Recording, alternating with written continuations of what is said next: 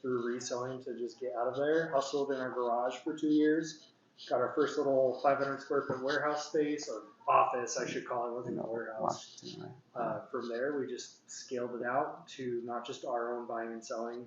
Started a YouTube channel on top of that, and then we also built out a whole fulfillment operation out of it for Amazon eBay sellers. Wow.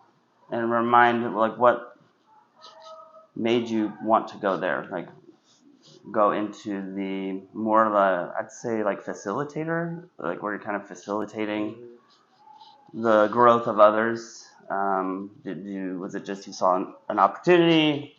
Did you enjoy that aspect of? I enjoy more? the logistics and creating of systems. So that part intrigued me on how can we handle not just our inventory, how can we go and handle other people's inventory as well? Yeah. Because that was a challenge for me, was how can we build a system that we can just have this crazy amount of inventory coming in, and it would just be a smooth workflow and operation. So that whole intriguing part and the challenge of it is originally what sparked my curiosity for it. That's cool. Okay. So one of the reasons I wanted your perspective, one, because I respect you as an individual, and two, there's not a lot of kids who are, at least in the YouTube social media realm, that are juggling, being a partner, being an entrepreneur, being, and we talked a little bit earlier where that's like the title, but then there's the 26 chapters in each, book, and it's like, so what struggles do you and like your kids, Trista, like what do you guys come into as it relates to you guys being entrepreneurs, and then like the family dynamic? How do you guys juggle with you both being in the business as well? I mean, it's a lot. It's anyone who's not just, being a parent alone, especially for the mothers, that's a tremendous, overwhelming task by itself. And then you add in, let's just build businesses on top of that. Right. That's a whole nother layer. And then you have the whole personal aspect of you as a person, right? Because you have, husband, wife, boyfriend, girlfriend, whatever the case is. You have each individual. You have you guys as a unit, and then you have the family unit. So there's all these individual pieces to that puzzle, and everyone's chasing the question of what's your time management look like, the perfect work-life balance, and it's all garbage. I used to believe so much and just schedule out your day, and if you do this at this time, and it's all overwhelming and exhausting. So what we've done, and I'll open up with this too, we are flawed as much as everyone else. Nothing's perfect. But what has worked for us is, one, delegating each other's roles. So instead of both of us trying to do everything, having expectations of, for example, we recently started homeschooling our boy Titus. Instead of both of us pitching in 100% and doing that, Trista had a huge passion for it. She wanted to take that bull by the horns and just go for it. Brave woman. So I've got a lot more of the business tasks on my plate. So we clearly separated out that role. Like, okay, you for the most part are going to handle the homeschooling in the morning chunk. Right. The great part about homeschooling is it's not an 8-hour day. You can do it whenever you want. So they came up with a great schedule, which is usually math will get done first thing in the morning, around 9, 10 o'clock in the morning. They'll do math while she's cooking breakfast or whatever they're doing in the day. I'm usually out the door running at the gym first thing in the morning. By the time I get back, I can help pitch in if she needs help. She can go shower and get ready while I finish up with him. And then from there, they go to the office. Usually I'm at the office before they are. And then at the office, after he's had a good hour off of schoolwork, he'll sit back down, and we set up a system in our warehouse where we have each of our desks, and then his is in the middle. So he can ping off of either one of us at the time that needs help. So that's a really good workflow that they came up with, is kind of dividing that out. And then the days where Trista might be just completely overwhelmed, a lot on her plate, stressed, that's where I can step in and just take over that homeschooling for the day. or if she's out, thrifting or doing something, right? Because we have the inventory part of this too, where we have to go out and find product. Right. So we tag team really well off of that, but she, for the most part, will handle the homeschooling, kind of like natural mothers do, right? They take care of the home stuff a lot. And then my role is kind of the CEO of the business, is to, one, find inventory for our own products. Right. And then we also deal with clients, so I'm kind of foreseeing like the marketing and sales aspect of that. Yeah. So we kind of delegated out those roles, but that ultimately created an expectation for each other. So instead of finding the perfect work-life balance or time management, it just ultimately came down to us knowing what each other's roles are and really being in tune with each other, and that just comes through communication as a couple. Yeah. If she's stressed, if I'm stressed, hey, what can I help you with today that will help relieve some of that? We're very in tune with that. Interesting. Yeah, I think, and that's one thing I think that, when you said the time management thing, it always frustrated me watching certain YouTube and you go, well, yeah, that's easy for you to say. Like, you don't have, because I feel like, not that we all are flawed, we all have our own issues and our own things we're working through, but I'm like my boys, the younger two specifically, those, what you got in the pile, Dad? Nothing, like, or, he's being mean to me, he called me this name, or, like, there's always some kind of kid, like, emergency that always seems to come up, and you're like, oh, I'm starting to feel the groove, I'm starting to, okay. Yeah, I guess, and I guess you could ignore it, but there's times and places for that. They make it hard. Yeah.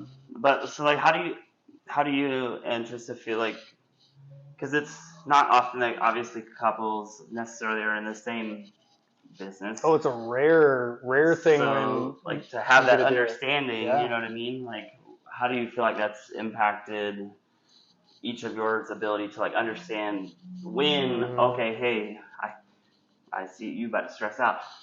Like what do you guys do? What do you feel like that's impacted in your relationship? How do you guys adjust to that? Yeah, it's working with the spouse is one thing, but when you both get to do it full time, because we've been doing this full time together.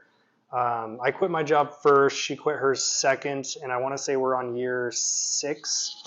We're on year 6 or 7 since she quit her job. So for 6-7 years, we've been doing this together. There's pros and cons for sure. So there's pros and cons to being with your spouse all day, every day, right? And for us, we are in a setting where we're out of the house now for work. We have a warehouse. Right. And so we're at the warehouse together all day, every day. And then we come home and we're together all day, every day. There's pros and cons. Yeah, obviously, the pros far outweigh the cons. Yeah. But it's impacted everything on the relationship where we've had moments where it's very, very high stress. We spent probably 2 years with a level of irritation towards each other that is probably not healthy, right? Because we didn't have clear, open, honest communication at the time.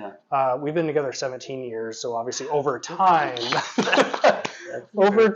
we have gotten a lot better and closer through open communication, learning each other. So I can see when she's about ready to lose her mind, she knows when I'm going to lose mine. So being together all day, every day. Again, pros and cons, it impacted everything in the sense that when we come home at the end of the night, we've learned that we've got to leave work at work. Mm-hmm. That's what I love about having a warehouse or an office, something that's out of your home. Because when it's just in your house or in your garage, we hustled out of our garage for the first 2 years. So we know how that is. Mm-hmm. And this is the first 2 years when we didn't have the level of communication we have now. Yeah. So you can imagine work was right there in the house and our personal life was in there. Lots of arguments and being irritated going on. But yeah, it impacted every aspect of our relationship. But ultimately, it was all worth it. It made us stronger, made us closer. Our communication's the best. It's not, it's flawed like everyone else still, but it's a lot better than it ever was. It's been growth. It's been growth, and it's been really, really good. Wow. Yeah, I think it helps. Because I think a lot of times, like, if you are doing it and your spouse or your partner, isn't in it with you, sometimes it's hard for them to understand, like, oh, we're just going to the thrift store. Yeah. I don't want to go, but that's how we get inventory, so I think it's a unique perspective as well to kind of whether she goes, you go, you know, like it's an interesting feeling, I would imagine, from us. So, yeah. And that's a huge topic too, is like you said, so many couples are in the position of, it's the same story I've seen 1,000 times, talked to literally thousands of people about this over the last 8 years.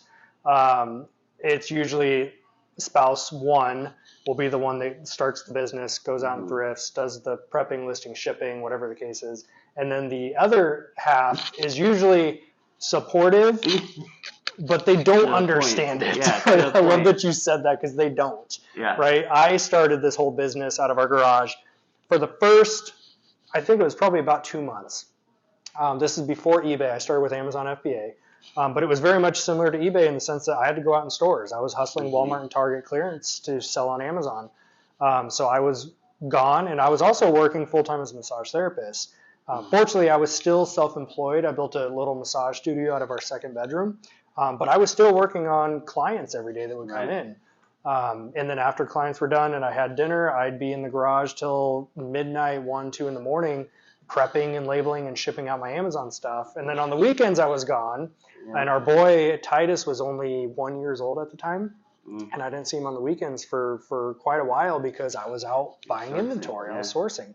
And then when this whole time was coming around, Trista was supportive, but she didn't understand anything what I was doing. She'd come out time away from the kid. Yeah, she'd come out and see labels everywhere. I'm like, what? Just like this little Amazon troll in the garage. And then the first time I asked her for help is when she started to kind of get it. And I remember some big shipments happening where I had a couple hundred items that needed to be shipped out. And so she would come out to check on me and usually ask if I need help. And usually, especially as a dude, I'm like, no, I got it. I very much did not have it. And so I finally broke down and asked for help. Where I'm like, okay. And so she asked me, okay, just show me what to do. I said, okay, all we're going to do is take this label, and if it didn't need a poly bag, the label just goes over the barcode on the box, and that's it. And then we put it inside this big box and get shipped out.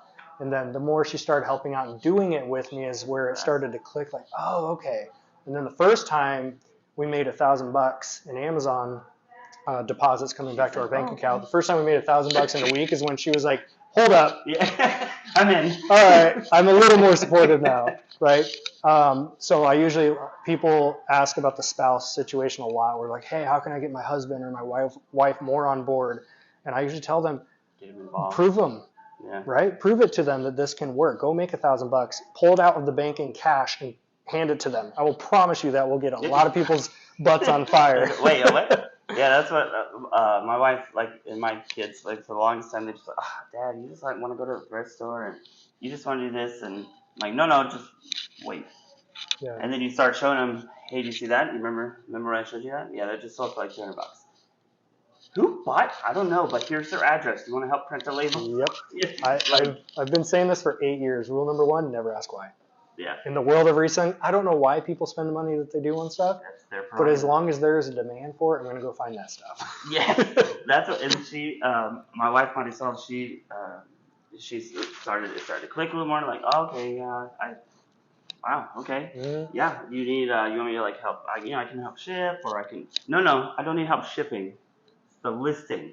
Yeah. The measurements, if it's closed, or the testing, if it's like, like, that's the part that's, yeah, it's a lot. So like, it's like, can you do that? Mm-hmm. That'd be super. Yeah, and that's where you get into how you grow a business is focus on the parts that make you money, which in our world of buying and selling is you should be sourcing. Mm-hmm. Whatever method of sourcing that is, that's where people should focus on. And then you start getting help, whether it's your spouse or hiring people or getting a virtual assistant. You start hiring out the photos, the listing, the shipping. Your number one job as a seller should always be finding inventory, right? That's the bottleneck that comes in, is the opening of that bottle is funneling inventory through, right? The part of the bottle that gets skinnier and harder to grow is inventory can be coming in, and then if you don't have a process and a system in place to handle the inventory and process it time efficiently, it gets thrown into a corner, and then it turns into a death pile that keeps growing and growing and growing. Yeah, for sure. And that's where my mindset started shifting with not just buying and selling products, but I want to grow this as a real business. Right. How do you make it? How do I get the process and workflow to match the amount of inventory coming in? Because if you can do that, the rate the inventory comes in and the rate that you're listing and shipping, if that's all in flow, you don't have death piles. Yeah, I've now got a 3-day rule, three business day rule, unless it's like on a weekend. Yeah. If I bring in inventory, and right now I'm very heavy on like Ross, Burlington, Coat Factory, all those different places, I've got 3 days to get that listed. That is my goal. If I have any type of pile after 3 days, I'm not allowed to source until it's listed. Oh. But that took me years to figure out, because here's what happened is I had 5 big 6-tier wire racks full of inventory. That was my death pile. Oh, wow. It was about 500 items. And so because I let it get that bad, and then I did a little challenge for myself, which I put on a video that I'm going to be putting out, because I went through that and realized how bad I let my death pile get and how much money was just tied up in that. It was thousands of dollars. Yeah. Because I went through that, I don't want that to happen again. So I put this hard set rule, 3 days, whatever I buy needs to be listed.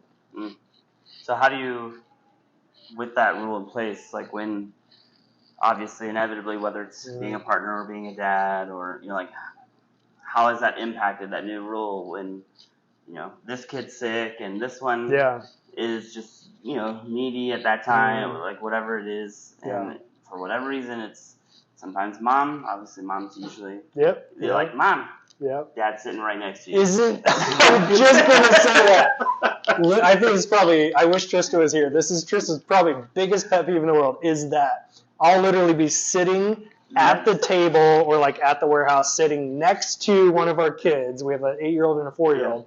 And from across the warehouse, Mom! And you'll just hear an echo back, your dad is right there. Cracks me up. I know it's the biggest pet peeve, though. It happens in our house, too. Oh, okay. I'm not with the older two. When they're teenagers, that's when... They get it by now. Well, they don't want you to come. Yeah. But then you have to worry about, like, are they eating enough? Or, like, because I haven't seen you all day, like, the younger two specifically. Yeah. They'll go, we'll be downstairs, and it's like, I'll, try to give her a break or something, like, just, even if it's like folding laundry while you watch your own show, or, like, whatever, right? Just whatever you want to do.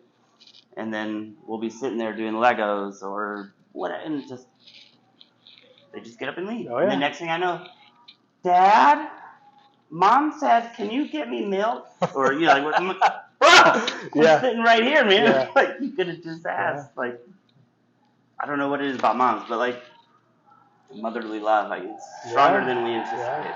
Yeah. How do you guys think that impacts, like, with your 3-day rule? So as much as I'm about, like, process and structure, it's quickly followed by the number 1 rule, which is you've got to just be flexible. Like, parenting comes first above anything else. I can have every time management tool in the books. The second my kids legitimately need something, right? There's times where it's like, no, it's like go play. Yeah. You don't need to watch more Bluey. Yeah, right. If it's one of those situations, tell them to go play, whatever. But if it's a legitimate need from any of them, whether it's Trista or the kids, like, my flexibility is right there. So as much as I'm about, like, the 3-day rule and the structure and schedule, like, I'm a very scheduled person. I need 24-hour notice to even, like, take a phone call. Just mentally, I need to prepare for that. Yeah. But I'm also very flexible, especially when it comes to the fam. Yeah. That's smart. Yeah, that's why it's, like, one of those things that's what I think is just not talked about a lot, where it's, I mean, like, yeah, things happen, but it's the mental toll, because then you go, like, for me, I have severe ADD, so my mind's already, like, 20 steps ahead of, like, you got to do this. But then they need this, and you're like, okay, well, yeah, let me take care of those things. I'll come back. But then you come back, and you go, that was exhausting. And then, you try to always strike that balance of, I want to be there for them, but I'm also being there, for them here. Yeah. And, like, that mental struggle of when you snap too quickly because it just, customer return or this or that, or, like, I can't even imagine trying to juggle, like, the reselling stuff, my day job, the sports, like, but then to throw in, you're working for, like another company where it's like, hey, we'll do this. That's a whole another layer of, complex issues. I feel like it's just like. Absolutely. It's a lot. People often want to go into business for themselves, but they don't realize everything that actually goes into it. So much work. It's a lot. So much work. And I don't know how you do it. Like, obviously, I'm assuming it's a priority for you. Well, I know it is, but the running, the gym, like, I'm like, you know what? Nah, it's not going to happen today, guys. Like, my wife would always want me to do sports. She's like, you should play a sport. Yeah. When? That's the thing, is the when, right? And the fitness aspect for me, that's probably, if I'm not flexible on any one thing, and this came through years of Trista not quite understanding until she saw the transformation I went through, both physically and mentally, that now she understands that fitness for me is my anchor, right? Mm-hmm. The Rock talks about this, where it's like, it's the anchor of my day, and it really is. The days I don't work out or take care of myself, mentally, I'm having a tough time just, being focused on things, because I also have ADHD, ADD, diagnosed early on, so I very much understand that world. So that for me is my anchor, just physically and mentally sets me up for the day. And she knows that I'm very structured in that world.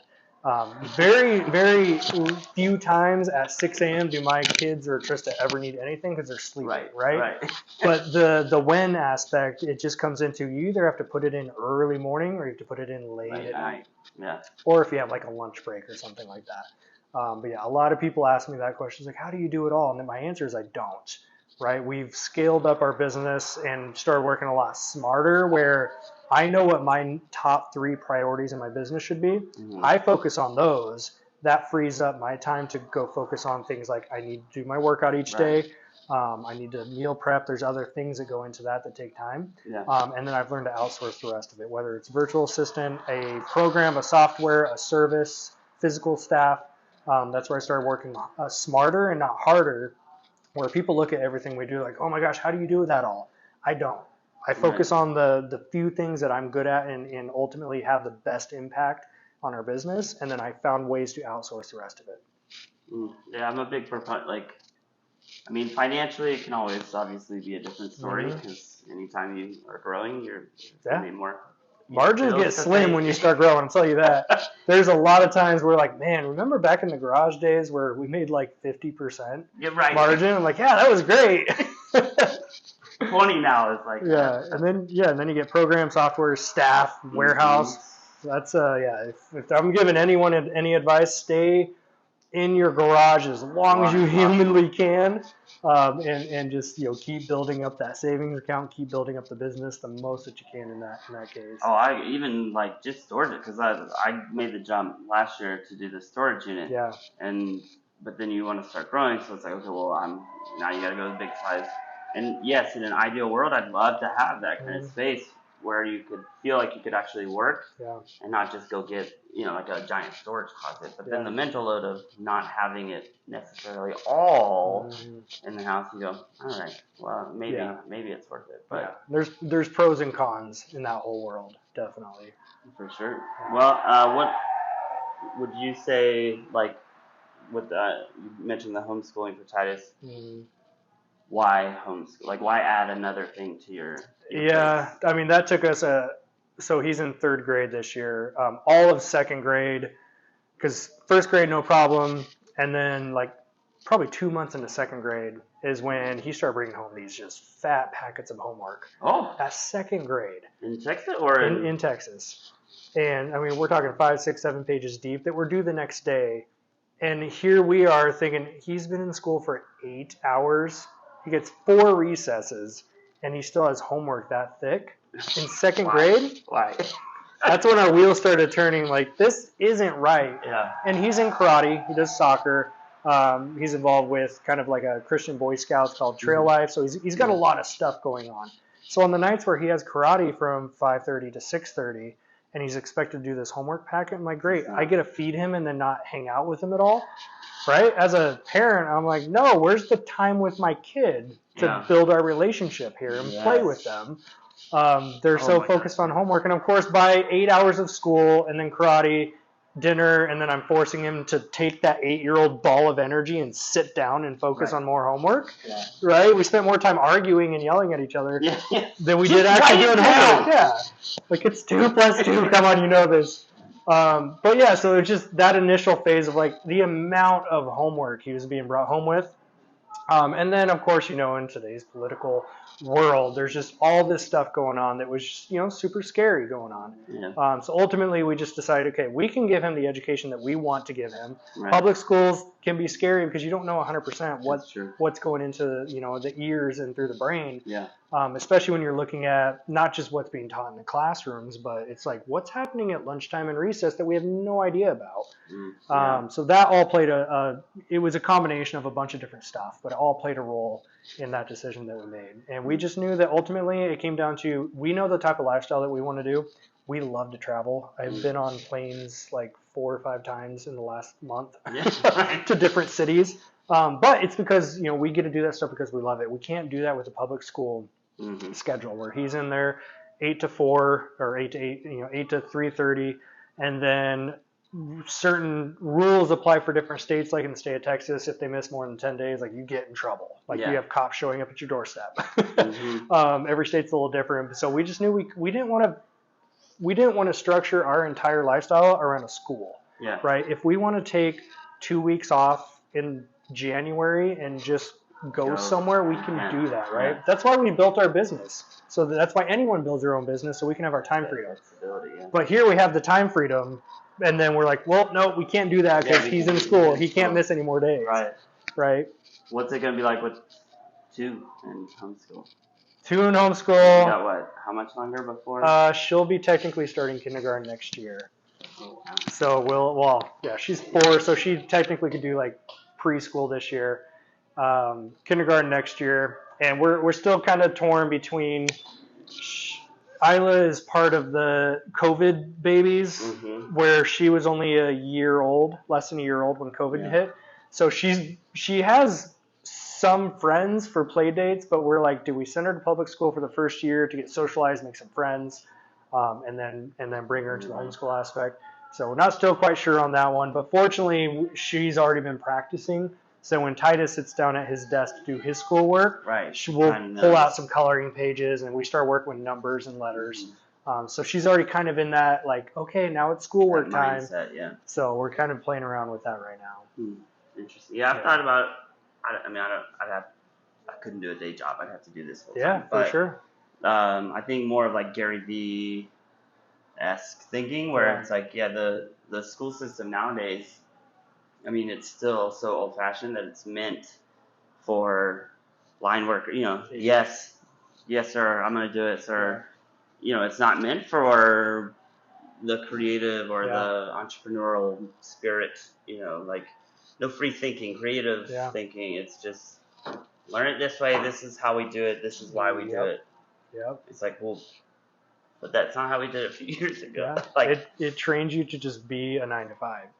Here's when you can go play. Here's when you can pee. Here's when you can eat lunch. And then here's where you're able to go home to your family. Same thing as a 9 to 5 job. Right.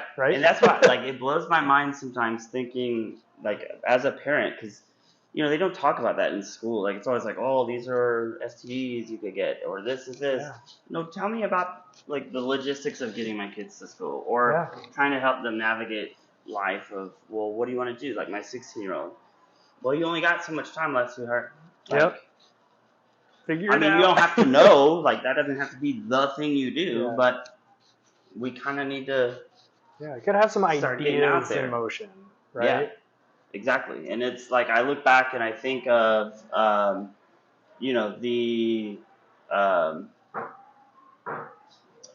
Was it the Tesla chargers, right? They said 4,000 or something are broken. Yeah. And if they don't get an additional 135,000 journeyman electricians, well, that's a problem. Nobody wants to do it. So what are we? I don't understand why. You kind of talked about the system that's in place in schools, and it's like, well, why not? Do that. That's why I want to do a high school at some point, and part of it is you got to do a career aptitude. What do you want to do? And internship is a class. Yeah. And that way you have the experience, or you So you can figure out what you want to do. Yeah. But because otherwise it's like, yes, there will be different types of careers. You know, in my day job, we've talked before, but it's, you know, HR, so you're hiring people where people are like, oh, they're going to be out of a job soon. I promise you they won't. Yeah. Like the type of job where like what they have to do might change with technology and you know, AI increasingly, you know, getting up there. But it's still going to be a job. It's just a different type of job. And I don't think the school system really does that. So you're like, you don't even need this homework. Like, you will not use this later in life. I know. When have I ever used the quadratic formula, right? Unless you're going to be a mathematician, very specific type of careers, right? Obviously, if you're going to be a lawyer or doctor, like you got to have very specialized types of schooling in college. But for the average Joe, like I graduated massage school at 17 years, or I went into massage school at 17 years old, graduated high school.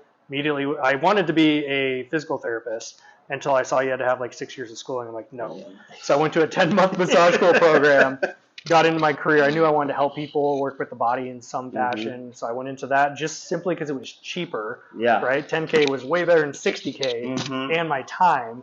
And I was able to get into that field. That got me into the personal training side. But point being, I was able to like venture into something with just a less than 1 year education that was, you know, semi-specialized as a massage therapist. And then I was able to go venture and just do some cool stuff with that career.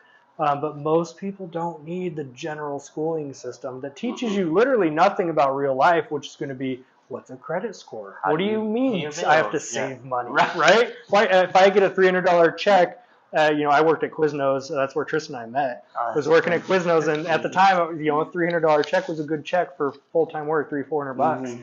And I would go blow the whole thing, and she would spend it. Or I'm sorry, she would save it.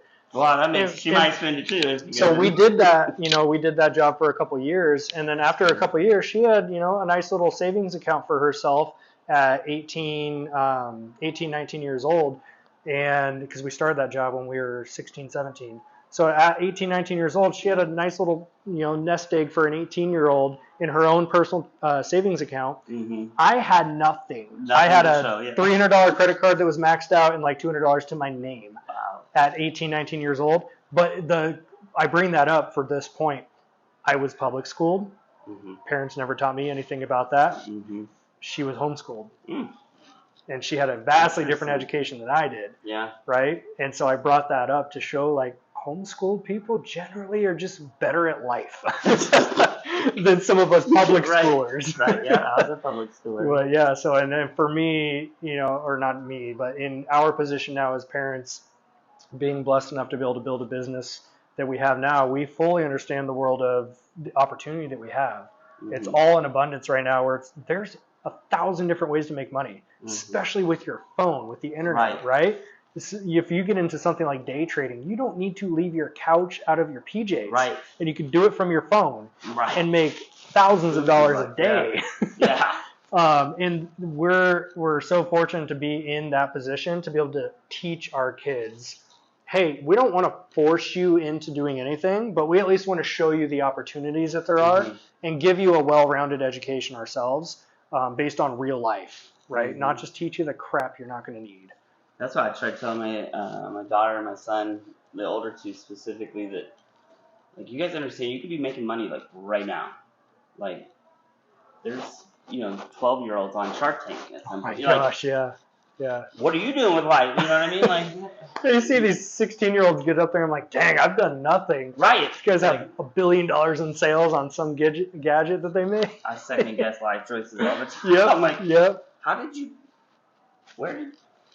They didn't teach us this in school. And it's just one of those things where it's, look, because my daughter each time she's like, well, I don't know. I'm like, well, that doesn't have to be like that for 30 years and then you retire and then you die. Like, you're young, so you got time. Like, but if you don't start, figuring out, so do you want to do this music thing? Okay, then you need to start going on gigs. You need to start doing this. You need, like, what steps are you taking towards having something to show? Yeah, especially at that age too. Like a lot of times people just don't have any understanding. Just something like, hey, pick out 3 things you're interested in and just go intern for 1 month each. pick which one you love best and go down that road, right? Because usually the road you go down at 16 to 18, all the way up to 25, usually those roads you go down open up opportunities elsewhere.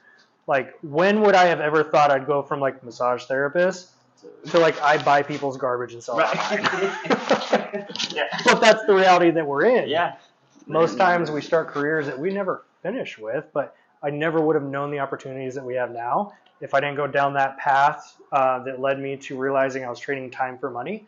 And when I realized I was going to cap out how much I can make per year, because I can only work on about 36 to 40 human bodies as a massage therapist per week, and that was my cap. And unless I jack my prices up, which then you might lose clients, or if I go open up my own massage clinic and scale it that way. But the first time I flipped something online and I made like probably $12 profit on something I spent $1 on, I'm like, wait, I could do that 1,000 times, and it doesn't take much more time than what I was doing in the massage world. That's why I told him too. I'm like, look, I know I'm not pushing reselling on you, or like, but it's a good choice. Just saying that at your age, yep, you can ride back to the garage, and flip something and spend an hour, and it's gonna be the same. You're gonna get paid for like a week's worth of work. Oh yeah, you might as well, you know what I mean, until you figure out. But if you don't try, and then juggling all that with the emotions of a teenager and all that kind of fun stuff, you're like, just give it a try. Then you're young. If it didn't work out, guess what? You still got time to figure it out. Yeah. There's people walking around at 60 that still don't know what they want to do with their life. So the sooner you can play around with different things and figure it out, that's the whole aspect of us moving to Texas. Was we had a conversation of we're in our 30s. We're not young, but our kids are young enough that we can go move around a couple times and go back to Oregon. Worst case scenario, if we just end up hating what we're doing in Texas, we can go back to Oregon. Yeah. They're still going to be young-ish, right? We're still going to be in our 40s or whatever. But when you're younger is when it's the time to go venture out and try things and find the things that stick. Well, that's what I always think too. I don't know if you've ever heard. They say that 75% of the time you spend with your kids is before the age of 12. That's true. And you just go, what? But I already got 2 past 12. Yeah. And then my 9-year-old, and then 5, and you just go. My wife's like, well, I kind of wish we had. Nope. But mentally, we can adopt later if we need to. Yeah. Like that, that's the reason people have more than one kid is like, I remember when Titus was here, there's so much work on that first one because you have no idea. You're like, I was trusted with this little human baby. Right, a whole life. To feed him and cherish him and teach him. So much work. And then at some point, 1, 2, 3 years old, you're like, oh my gosh, I don't know how people have more than one, right? And then usually by 5, 6, they're like, oh, remember when they were a baby and really cute? Yeah. That's usually where 2 and 3 happen. That's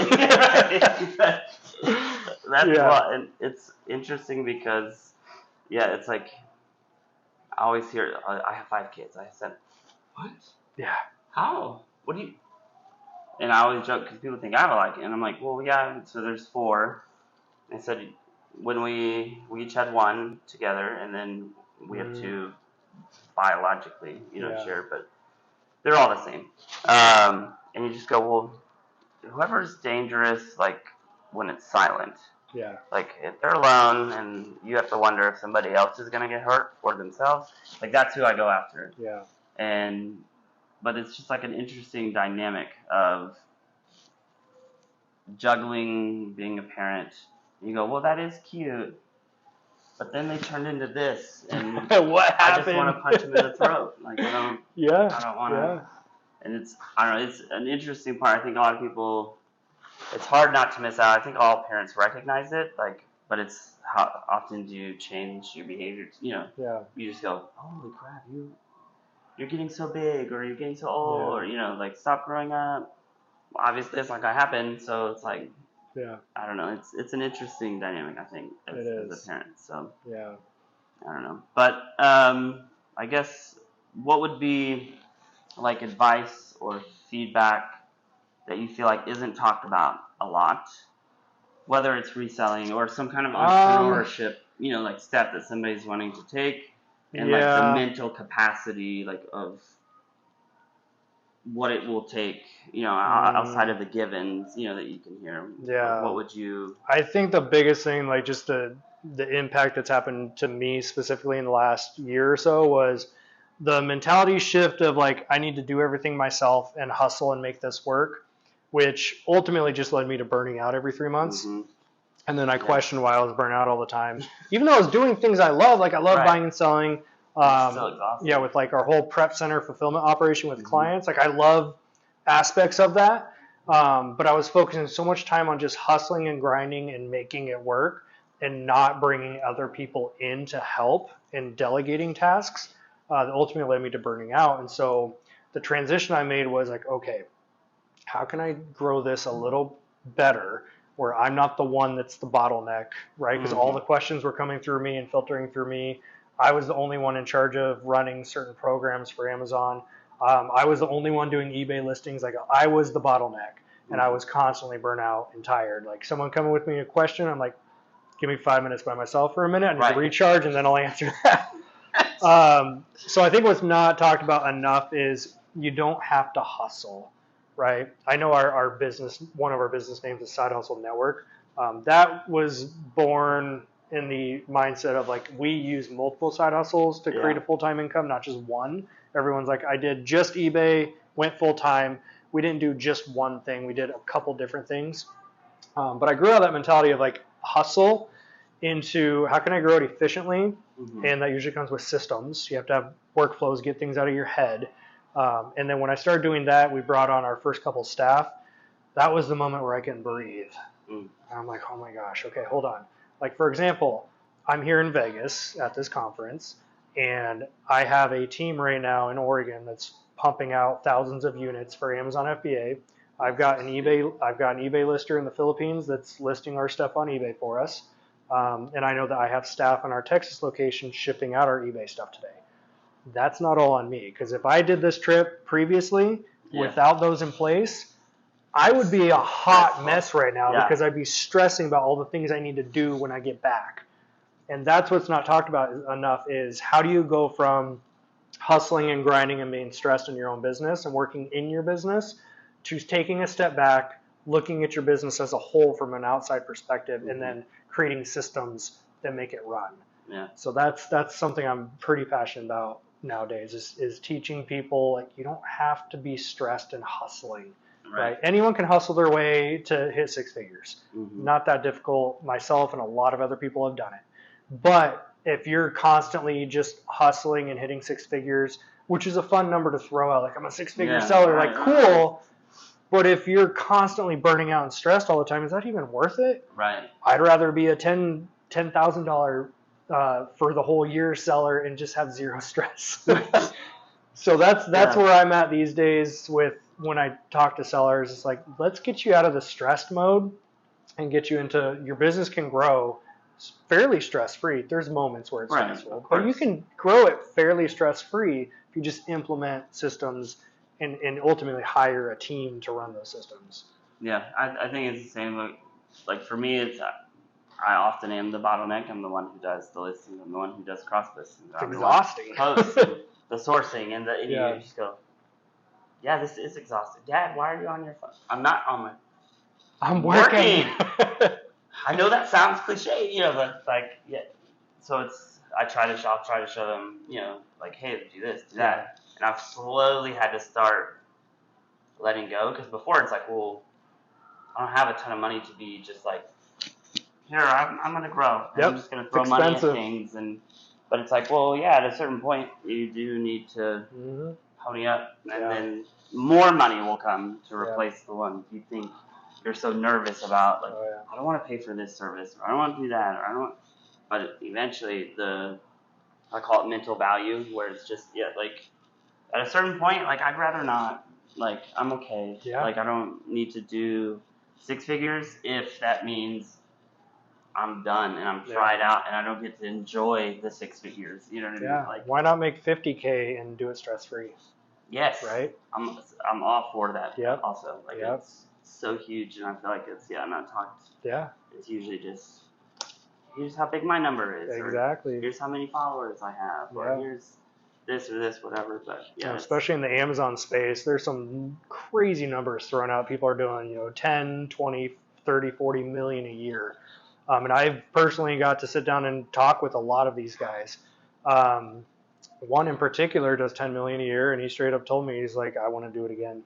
He's like, I'd rather do $1 million a year or even 500K a year, which I know in the eBay space, that's like massive numbers. In the Amazon world, because Amazon's a lot simpler as far as like buying inventory, because you can buy pallets and pallets of the same product, right? So Amazon's a lot easier to scale, way easier. So those numbers, they're not crazy. But point being, he's, $10 million seller. So most people look at him like, oh my gosh, I want a business like that. Right. But he straight up told me, he's like, I would not do it again. I'd rather be a 500K a year seller and just have, 2 or 3 people helping me out. And that's it. You get to collect your 80K a year salary, have enough to live on and do some traveling, and then it's stress free. And I'm all about that life now. At one point, I'm like, I want to be the $10 million a year Amazon seller. And then I saw what those guys go through. I'm like, no thanks. That's what with prices out here now. It's like, what is it? It's probably like 600, almost 700,000. It's like average home value. My gosh. And you just go, for what? That's insane. It's mind-blowing. And our wages... See, I'm in Texas. We're like 200K is a good house. And the wages, minimum wage still is $9.75. It's very similar to Oregon. I think they just went up to 12, or no, 15, geez. Yeah, we can't start someone up there for less than like $20 an hour. And $20 an hour will get you incredible here, probably, because... It's like that balance. So I would joke, I'm like, what if we just bought like an RV or something? Because then like instead of real thing rent and out here it's the same now. You're $2,000 for, and it's like a tax write-off potentially because it's your office. Yeah. Well, not a licensed CPA. Do not take the disclaimer. I originally thought, I'm like, well, yeah, you could write it off, or is it? Worst case scenario, just take like being an entrepreneur, like no businesses. You pay $30K in a year, but this we walk away with. Like you can take it with you. You can. And RV prices are really, really high right now, and they've been high for a few years because they're just maintaining their value. Because a lot of people did that, especially once COVID kicked in. A lot of people just sold off their house and then boom, they just went RV. Yeah. I know a lot of eBay and Amazon sellers that literally do it out of their RV. I know a guy that literally custom built a like prep table setup off the side. So when he has inventory, he'll just park in a parking lot. Like he may literally go to Walmart, park, go buy inventory, fold out the prep table, the poly bags and all that, and boom, go drop it off at UPS. That's crazy. There's so many ways to do it. There are. And that's where I think sometimes it's hard too, like, because you're juggling those 50,000 other, dad responsibilities, husband responsibilities, this, that, and then you go, but why did they have this success? Or why can't I find what these people are finding? Yeah. And turn that same, you know what I mean? Yeah. And so a lot of times you're just, this sucks. Mm-hmm. What would you say to those individuals where it's like you see somebody like you guys, or Ryan and Allie, or Josh and Haley, people who are, it seems like, because anytime on a screen it doesn't look like as much work as for sure it is. Yeah, especially on social media. It's so easy to post like, hey, look at this one thing I bought and sold and made $100 profit. But what you don't see is the 20 other items that they made $8 profit on, right? That just gets into the whole social media comparison game. Is everyone's in a different chapter in their business, and also regions play such a big role with this. Like, Ryan and I are pretty good friends. Like, we give each other crap in Instagram all the time. Half the stuff he finds in Florida, I've never even heard of because it's just not in Oregon, right? Half the brands and shoe brands and stuff. So a regional aspect plays a big role in that. Also pricing, right? Yeah. Like, for example, I would say someone in Florida, so Rally Roots can sell the exact same pair of Nike that I sold, but they may make $10 more profit because their buy cost was $7, mine was $20, right? there's pricing difference all around the U.S. Obviously, the southern states way cheaper. When you get into kind of central, you get really cheap stuff there. But man, you go over to Cali, even here in Vegas, you get to Oregon, Northwest area, like their pricing is nuts. It's so sporadic too. And I always tell them, I'm like, how do you're paying $8 now for like a class of 2017 shirt. That's the same as like if you're gonna have universal pricing, which you've all jacked up. Okay, that's fine. That's your prerogative. But maybe sort of like I'd rather pay more for the quality than for sure. But it is tough. You go, man, I want that. But as I've gotten deeper into the community and gotten to have conversations like this, you just go, maybe not. It's a lot. That's a lot of work. It's a lot. So people watching social media accounts, like if people flash numbers and stuff and you find that jealousy kick in, just remember it's way more on the back end than what is being shown most of the time. Yeah. And I usually just, like, I'm one person. I can do only do so much. And also keep that in mind too, is a lot of people flashing these big numbers, they have a team behind them. Yeah. Right. I can say like, hey, our Amazon Prep Center pushes out 50,000 units a month. People can be like, oh my gosh, that's so great. It's like, I got a team of 10 behind me though. I'm not pushing 50K out. Yeah, I've got to pay them all too. Every other Friday, I got to run payroll on Thursday this week. But point being, there's usually a team behind the bigger accounts that people see. And it ultimately just comes down to like, focus on your lane. Right? I may be able to find really good shoes in Texas. And in the Northwest, I can never find good shoes unless I want to pay up on them, $25, $30 a pair. But in Oregon, I was able to find really good electronics. Tons of electronics everywhere in Goodwill. Texas, the electronics section is this big, tiny. So immediately when we moved, I'm like, I have to change my entire eBay model now. Yeah. So I couldn't find electronics quite as much. So then I shifted way more into shoes. Specifically new shoes from Ross, Burlington, all the discount stores. Yeah. And I was able to really adjust and pivot my business model to that, just based on the inventory I had around me. Wow. Yeah. Okay. So what, I know your time is valuable, right? So I appreciate you kind of talking. Of course. What would be something you guys haven't accomplished yet that, like, what's on the horizon for you guys? That's a good question. We try our best to have a weekly actual business meeting. So it's a combination of like date night and then business meeting, usually at dinner. And we talk about this stuff often where it's like, what are we working to accomplish? Right now, we're trying to work on perfecting a system where kind of taking the FBA model for Amazon, but for eBay. Mm-hmm. So people can go thrift their hearts out. And if their margins account for it, they can ship us their product. We'll photo it and list it to their account and ship it for them. So we're working on establishing that and growing that up a little bit. That's kind of our first priority. Second priority is trying to get to a point where everything for us is a little more hands-off, because I'm all about systems, but again, like I said in the very beginning, we're still a flawed business. There's still a lot of holes in that ship that we're looking to patch up. Create systems around and better staff so that we can take our hands off a little bit more, because we're very much still in the day-to-day, different aspects, but we're still very much like Trista is on the tables prepping products. I'm very much still the one in charge of client communication. I still do a lot of my own listing, even though we have VAs. We typically use the VAs for the client stuff. But now I'm like, I don't enjoy the listing process. Yeah. I enjoy sourcing. I enjoy photos. I enjoy shipping.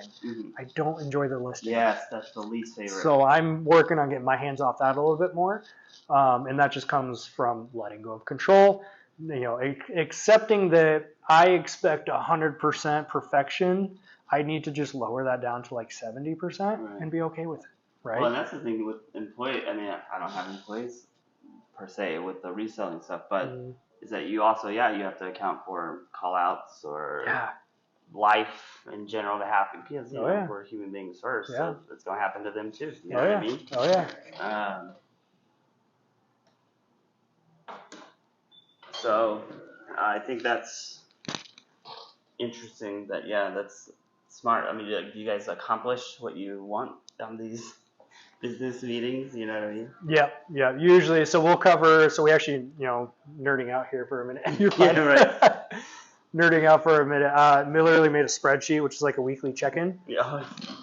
That's so smart, it's though. it's one of those things like treat it like a business. If Mm-hmm. it weren't my spouse and or just a business partner, like we'd still have a way to check in with each other. So it's not just like, okay, let's look at this week. It's nope, we each individually fill out our spreadsheet, which is just 3 or 4 questions. What went right this week? What didn't you accomplish that you said you would? Right? So we're looking at the things that we procrastinate on. Yes.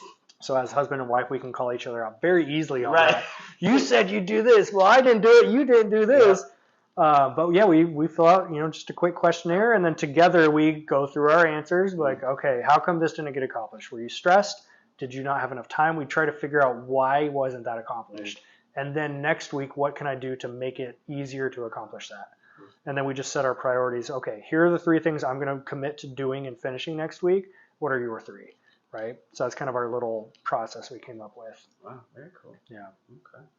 Well, I'll let you go. I know, like I said, we've pressed for time. No worries. I appreciate the chat, man. No, I appreciate it. Yeah, it's just hopefully want to get different perspectives. Yeah. And we talked last year, and it was like, yeah, this is a perspective I want to get because it's something that for me is always, you watch and you go, how in the world, just the mental load. And it's like, I don't, that's crazy. But it's good to get insight and figure out, okay, yeah, I mean, it is doable. Just success is different for everybody. So exactly. You know what I mean? But I appreciate you, and I'll put in links and stuff like that so folks can support, and let me know about the eBay thing because I might. You got it. You got it. Cheaper than the storage unit at this point. Because storage units are ridiculous out here too. Oh yeah. It's not fun, but I appreciate you, respect you, and look forward to hopefully many more conversations. I appreciate it, man. Appreciate you, brother. Thank you. Thank you, man.